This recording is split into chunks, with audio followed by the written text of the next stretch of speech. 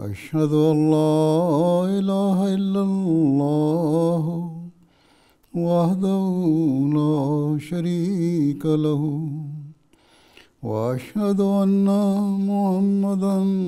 عبده ورسوله أما بعد فأعوذ بالله من الشيطان الرجيم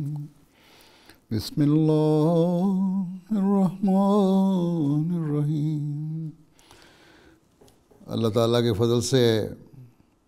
خدام الحمدیہ جرمنی کووڈ کے جو وبا تھی اس کے بعد دوسرا عام اجتماع خدام الحمدیہ منعقد کر رہی ہے۔ اللہ تعالیٰ اس سے ہر لحاظ سے ببرکت فرمائے۔ صدر صاحب خدام الحمدیہ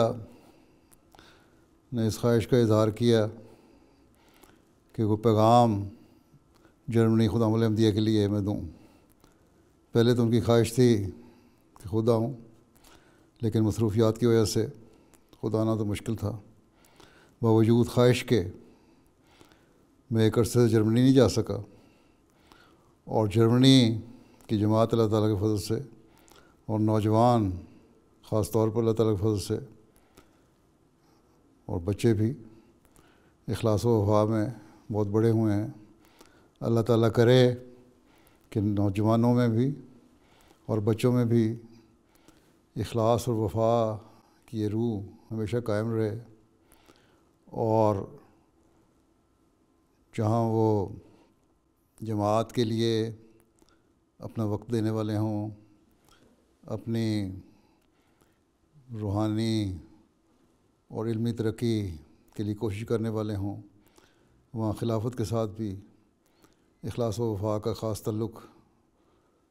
رکھتے ہوئے بڑھتے چلے جانے والے ہوں۔ اللہ تعالیٰ کے فضل سے خدام الحمدیہ جرمنی میں خلافت کے ساتھ بڑی وفا کا تعلق ہے۔ لوگ یہاں مجھے ملنے آتے ہیں، بھائی نوجوان بھی ملنے آتے ہیں، اور ان میں دیکھتا ہوں کہ خاص تعلق ہے۔ اللہ تعالیٰ جیسا کہ میں نے پہلے کہا اس تعلق کو بڑھاتا چلا جائے۔ ہمیشہ یہ یاد رکھیں کہ اجتماع کا مقصد دینی، علمی، اخلاقی اور روحانی ترقی ہے۔ صرف اسپورٹس کے ایونٹ کرنا یا کھیلوں میں حصہ لینا یا بعض معمولی پروگرام کر لینا وہ مقصد نہیں، بلکہ اصل مقصد یہ ہے کہ نوجوانوں کی بھی اور بچوں کی بھی اخلاقی اور علمی ترقی ہو، اسی طرح روحانی ترقی ہو، دین میں بڑھنے والے ہوں۔ بس اس بات کو ہمیشہ سامنے رکھیں، یہ وہ مقصد ہے جسے ہر خادم اور طفل کو اپنے سامنے رکھتے ہوئے اس پر عمل کرنے کی کوشش کرتے رہنا چاہیے۔ اور جب یہ مقصد سامنے ہوگا تو پھر بیعت کا بھی حق ادا کرنے والے آپ لوگ ہوں گے۔ حضرت مسیح علیہ الصلوۃ والسلام سے بیعت اس لیے کی ہے کہ آپ کو اللہ تعالیٰ نے اس زمانے میں حضرت صلی اللہ علیہ وسلم کی غلامی میں اسلام کی تجدید کے لیے بھیجا ہے۔ اللہ تعالیٰ کے فضل سے قرآن کریم ہمارے پاس موجود ہے۔ قرآن کریم کی حقیقی تفسیر اس زمانے میں ہمیں حضرت مسیح علیہ الصلوۃ والسلام نے ہی سکھائی ہے اور بتائی ہے۔ بس ہمیشہ یاد رکھیں کہ حضرت مسیح علیہ السلام کے ساتھ عہد بیعت کو ہم نے نہ صرف پورا کرنا ہے بلکہ انتہائی کوشش سے اور پورے اخلاص سے اور وفا سے اسے نبھانے کی کوشش کرنی ہے، تاکہ حضرت صلی اللہ علیہ وسلم کی پیشگوئی کے مطابق اور اللہ تعالیٰ کے وعدوں کے مطابق جو آنے والے مسیح موعود نے کام سر انجام دینے تھے، ہم ان میں معاون و مددگار بن سکیں۔ اگر ہم یہ نہیں کر رہے تو ہمارے اور غیر میں کوئی فرق نہیں۔ حضرت مسیح علیہ السلام نے فرمایا ہے کہ خدا تعالیٰ تم میں اور تمہارے غیر میں ایک فرق چاہتا ہے۔ بس ہر احمدی نوجوان کو، ہر احمدی بچے کو جو ہوش و حواس میں ہے، بلکہ ہر احمدی فرد کو یہ یاد رکھنا چاہیے کہ ہم میں اور ہمارے غیر میں ایک فرق ہو۔ اور فرق کیا ہے؟ خدا تعالیٰ کی رضا کو حاصل کرنا۔ بس ہمیشہ یاد رکھیں کہ ہمارا ہر عمل خدا تعالیٰ کی رضا کو حاصل کرنے کے لیے ہونا چاہیے، اور اس کے لیے ہمیں بھرپور کوشش کرنی چاہیے۔ حضرت مسیح علیہ السلام نے مختلف مواقع پر جماعت کو نصائح فرمائیں، اور آپ نے یہ توقع اور امید رکھی کہ میری جماعت کے لوگ ان باتوں پر عمل کرنے والے ہوں تاکہ میرے آنے کے مقصد اور میری بیعت کے مقصد کو پورا کرنے والے بنیں۔ بس آپ لوگ جو نوجوانی کی عمر میں ہے، 15 سال کی عمر میں ایک خاص جوش ہوتا ہے کسی بھی کام کو کرنے کا، اس میں ایک جوش کے ساتھ، ایک لگن کے ساتھ، وفا کے ساتھ، اخلاص کے ساتھ اس بات کو پورا کرنے کی کوشش کریں کہ ہم نے حضرت مسیح علیہ السلام کے مشن کو پورا کرنا ہے، اور وہ تبھی پورا ہوگا جب ہم اللہ تعالیٰ کے حکموں پر عمل کرنے والے ہوں گے، اس کی رضا کو حاصل کرنے والے ہوں گے۔ مختلف مواقع پر نصیحت کرتے ہوئے حضرت مسیح علیہ السلام نے مثلا ہمیں فرمایا کہ تم آپس میں پیار اور محبت اور اتفاق پیدا کرو۔ جماعت کے اندر اتفاق اور محبت اور پیار کی فضا ہی ہے جو جماعت کو جماعت بناتی ہے، ورنہ متفرق قسم کے خیالات ہوں تو وہ جماعت کی اکائی قائم نہیں رہ سکتی۔ بس ہمیشہ یہ کوشش کریں کہ ہم نے آپس میں ایک دوسرے سے پیار اور محبت کا سلوک کرنا ہے، آپس کے تعلقات کو اس طرح رکھنا ہے جس طرح دو پیار کرنے والے بھائیوں کا تعلق ہوتا ہے۔ پھر آپ نے فرمایا کہ میں 2 مسئلے لے کے آیا ہوں۔ اول یہ کہ اللہ تعالیٰ کی توحید اختیار کرو۔ دوسرے، جیسا کہ پہلے میں نے کہا، ہمدردی اور محبت میں اس قدر بڑھو کہ ایک مثال بن جاؤ۔ بس یہ باتیں ہیں جو ہمیں یاد رکھنی چاہیے۔ اگر ہم توحید پہ قائم رہیں گے، اور توحید پہ قائم رہنے کے لیے ضروری ہے کہ اللہ تعالیٰ کی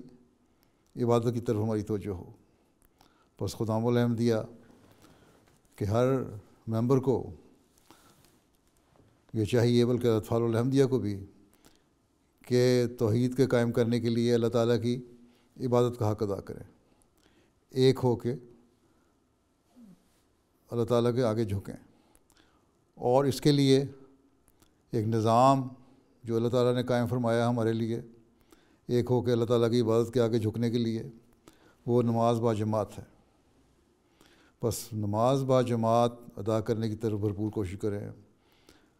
گزشتہ بیماری کے دنوں میں، کووڈ کے دنوں میں، نماز مسجدوں میں نمازوں کی طرف اتنی توجہ نہیں رہی، لوگ گھروں میں نمازیں با جماعت ادا کرتے رہے، لیکن اس سے شاید یہ غلط تاثر پیدا ہو گیا کہ اب گھروں میں ہی نمازیں پڑھ لیا کریں تو کافی ہے، لیکن یہ اس اکائی کو ظاہر نہیں کرتا جو اللہ تعالیٰ چاہتا ہے۔ اللہ تعالیٰ کی عبادت کا تقاضا یہ ہے کہ جس طرح اللہ تعالیٰ نے حکم فرمایا ہے اس طرح مسجد میں آ کر نماز ادا کی جائے اور ایک ہو کر رہا جائے، تاکہ ایک اکائی کا احساس قائم رہے، اور ایک جو عبادت کی مشترکہ حالت ہے وہ اللہ تعالیٰ کے حضور جب اس میں دعاؤں کی کیفیت میں جائے گی تو ایک اور انقلاب پیدا کرنے والی ہوگی، اور یہی انقلاب ہے جو پھر ہماری زندگیوں میں بھی تبدیلی پیدا کرنے والا ہوگا اور ہمارے ذریعے سے دنیا میں بھی تبدیلی پیدا کرنے والا ہوگا. خدا تعالیٰ کے قریب ہم لانے والے ہوں گے. آج کل کے زمانے میں برائیاں مختلف ذریعوں سے پھیل رہی ہیں. بس ان برائیوں کو روکنے کے لیے بھی ہمیں چاہیے کہ اپنا تعلق اللہ تعالیٰ سے خاص طور پر بڑھائیں اور اس کے لیے بھرپور کوشش کریں. اپنی نمازوں کی حفاظت کریں، وقت پر نمازیں ادا کریں، نمازوں میں ایک ایسا رنگ پیدا کریں جس سے خالصتاً اللہ تعالیٰ کی محبت اور پیار ٹپکتی ہو اور اس کی رضا حاصل کرنے کی کوشش ہو. بس جب یہ حالت پیدا ہو جائے گی تو سمجھیں آپ ان لوگوں میں شامل ہو جائیں گے جو حضرت مسیح علیہ السلام کی بیعت کا بھی حق ادا کرنے والے ہیں اور حقیقی مسلمان بھی ہیں. اور یہی چیز ہے جو پھر انشاءاللہ تعالیٰ آپ کو دوسری معاشرتی برائیوں سے بھی روکے گی اور دنیا میں بھی آپ اپنا وہ کردار ادا کریں گے جس سے معاشرے کی برائیوں کو روکنے والے بن سکیں. حضرت مسیح علیہ السلام نے فرمایا کہ دنیا کو مقصود بذات نہ بناؤ بلکہ دین کو بناؤ. مقصد یہ کہ تمہارے اس دنیا میں رہتے ہوئے دنیا کو حاصل کرنا تمہارا مقصد نہ ہو. گزشتہ کچھ عرصے سے میں نے خطبات میں بھی ان باتوں کا ذکر کیا ہے کہ کس طرح ہم اللہ تعالیٰ کی عبادت کا حق ادا کر سکتے ہیں، کس طرح ہم اپنے اعلیٰ اخلاق حاصل کر سکتے ہیں، کس طرح ہم اپنے اندر پاک تبدیلیاں پیدا کر سکتے ہیں اور پھر ان کے ذریعے سے ہم اپنے معاشرے میں کس طرح انقلاب پیدا کر سکتے ہیں. بس ان باتوں کو ہمیشہ یاد رکھیں کہ اگر ہمارا مقصد دین ہوگا، اللہ تعالیٰ کی رضا ہوگی، تو ہم یہ چیزیں حاصل کر سکتے ہیں اور اس ٹارگٹ کو، اس مقصد کو حاصل کرنے والے بن سکتے ہیں جس کے لیے ہم نے بیعت کی ہے. ورنہ جیسا کہ میں نے کہا کہ عام مسلمانوں میں اور ہمارے میں کوئی فرق نہیں ہوگا. فرق تو تبھی ظاہر ہوگا جب ہم دنیا کی جو خواہشات ہیں، خواہشات سے یا دنیا کی جو چمک ہے، دنیا کی جو اٹریکشنز ہیں، ان کو چھوڑ کر اپنی زندگی کا مقصد خدا تعالیٰ کی رضا کو بنا لیں. اللہ تعالیٰ دنیا کو مانے سے نہیں روکتا. اللہ تعالیٰ نے دنیا میں جو نعمتیں پیدا کی ہیں وہ ان میں مومنوں کا بھی برابر حصہ ہے، بلکہ بڑھ کر حصہ ہے. لیکن اللہ تعالیٰ ہم سے یہ چاہتا ہے کہ ان نعمتوں کو سے فائدہ بھی اٹھاؤ اور اللہ تعالیٰ کا حق بھی ادا کرو، اس کی عبادت کا بھی حق ادا کرو اور اس کے بندوں کے بھی حقوق ادا کرو. اعلیٰ اخلاق دکھاؤ. ہمارا ہر عمل ایسا ہونا چاہیے جس میں ہم اللہ کا بھی حق ادا کرنے والے ہوں اور اس کے بندوں کا بھی حق ادا کرنے والے ہوں. حضرت مسیح علیہ السلام نے ایک جگہ فرمایا کہ دنیا میں اتنا جذب نہ ہو جاؤ، مال و دولت کو حاصل کرنے کے لیے اتنے زیادہ مصروف نہ ہو جاؤ کہ تمہیں خدا بھی یاد نہ رہے اور اللہ تعالیٰ کی مخلوق کے حق بھی یاد نہ رہیں. بس یا پھر مال کی محبت تمہارے اندر نہ صرف رہ جائے یا اولاد کی محبت نہ صرف تمہارے اندر رہ جائے، بلکہ سب محبتوں سے بڑھ کر اللہ تعالیٰ کی محبت ہو. اور جب اللہ تعالیٰ کی محبت ہوگی تو پھر اللہ تعالیٰ کے حکم پر چلتے ہوئے جہاں اولاد کی محبت کا حق ادا کرنے والے ہو گئے، وہ اسباب سے فائدہ اٹھاتے ہوئے اللہ تعالیٰ کی نعمتوں کو حاصل کرنے والے اور اللہ تعالیٰ کا شکر ادا کرنے والے بنو گے، وہاں اللہ تعالیٰ کی رضا حاصل کرنے والے بھی بنو گے. بس یہ بات ہمیشہ ہر خادم کو، ہر ذی شعور طفل کو یاد رکھنی چاہیے. پھر ایک بہت عام چیز جو ہے جس کی طرف حضرت مسیح علیہ السلام نے ہمیں توجہ دلائی وہ یہ ہے کہ ہمیں قرآن کریم پڑھنے کی طرف خاص طور پر توجہ کرنی چاہیے. قرآن کریم کی نہ صرف تلاوت کرنے والا ہو ہر خادم اور ہر طفل، بلکہ اس کے معنی بھی جاننے والا ہو، اس کا ترجمہ بھی پڑھیں، اور پھر جہاں تک میسر ہو اس کی تفسیر بھی پڑھیں۔ اور اس کے لیے بہترین ذریعہ اس زمانے میں ہمیں قرآن کریم کو سمجھنے کا جو اللہ تعالیٰ نے عطا فرمایا ہے وہ ہے حضرت مسیح موعود علیہ الصلوۃ والسلام کا لٹریچر، آپ کی کتب، آپ کی ملفوظات، جو کتابیں، اور اب جرمن زبان میں تو بہت ساری کتابیں ترجمہ ہو چکی ہیں حضرت مسیح علیہ السلام کی، ان کو پڑھنے کی کوشش کریں۔ انٹرنیٹ پر بھی اویلیبل ہیں اور پرنٹڈ فارم میں بھی اویلیبل ہیں، ان کو پڑھنے کی کوشش کریں اور سمجھنے کی کوشش کریں، اور پھر ہی آپ کو حقیقت میں قرآن کریم کی تعلیم کا بھی علم ہوگا۔ حضرت مسیح علیہ السلام فرماتے ہیں کہ ظاہری بیت تو صرف پوسٹ ہے، جب تک بیت اور ایمان کا مغز اپنے اندر نہیں رکھتا کوئی تو اسے ڈرنا چاہیے کہ یہ بیت جو ہے یہ کہیں ختم نہ ہو جائے۔ پوسٹ کا مطلب ہے کہ صرف شیل ہے، ایک خول چڑھایا ہوا ہے ہم نے اپنے اوپر ظاہری بیت کا۔ حقیقی بیت تبھی ہوگی جب ہمارا ہر عمل خدا تعالیٰ کی رضا کو حاصل کرنے والا ہوگا، خدا تعالیٰ کا حق ادا کرنے والا ہوگا اور اس کی مخلوق کا حق ادا کرنے والا ہوگا، تبھی ہم اس مقصد کو پا سکیں گے جس کی خاطر ہم نے بیعت کی ہے۔ نہیں تو جیسا حضرت مسلم نے فرمایا ایک خول ہے، اور اگر ہم نے اپنی اصلاح نہ کی تو ہماری آئندہ نسلوں کی بھی کوئی ضمانت نہیں کہ ان کی کبھی اصلاح ہو سکے۔ اس لیے ہمیشہ یاد رکھیں کہ دین کو دنیا میں مقدم کرنے کا جو آپ عہد کرتے ہیں اس کی حقیقت تبھی ظاہر ہوگی جب ہم حقیقت میں دین کو سمجھنے کی بھی کوشش کریں گے، اور اس کے لیے جیسا کہ میں نے کہا قرآن کریم کو پڑھنا اور اس کو سمجھنا اور اس کی تفسیر کے لیے حضرت مسیح علیہ الصلوۃ والسلام اور خلفاء کے تفسیریں پڑھنا، یہ چیزیں ہیں جو آپ کو صحیح علم مہیا کر سکیں گی۔ اسی طرح اس زمانے میں بہت سارا باتیں جو ہیں وہ میڈیا میں یا پرنٹ میڈیا میں یا سوشل میڈیا پہ یا ٹی وی پہ مختلف صورتوں میں ایسی ہو چکی ہیں جو ہمارے اخلاق خراب کرنے والی ہیں، اور ان کو صحیح رکھنے کے لیے ضروری ہے کہ ہم ان چیزوں سے بچیں۔